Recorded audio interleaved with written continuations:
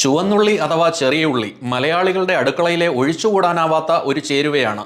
ഇത് ഭക്ഷണത്തിന് രുചി നൽകുന്നു എന്നുള്ളത് കൂടാതെ നിരവധി ആരോഗ്യ ഗുണങ്ങളും നൽകുന്നു.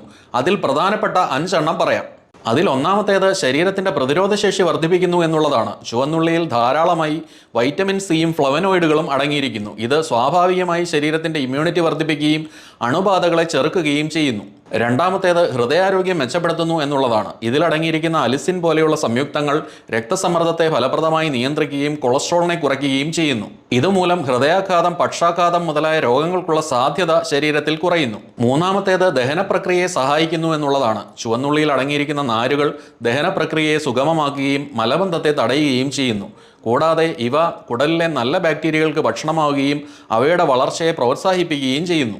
നാലാമത്തേത് പ്രമേഹത്തെ നിയന്ത്രിക്കാൻ സഹായിക്കുന്നു എന്നുള്ളതാണ്. ചുവന്നുള്ളിയിൽ അടങ്ങിയിരിക്കുന്ന പല സംയുക്തങ്ങളും പ്രമേഹത്തെ ഫലപ്രദമായി നിയന്ത്രിക്കുന്നു എന്ന് പഠന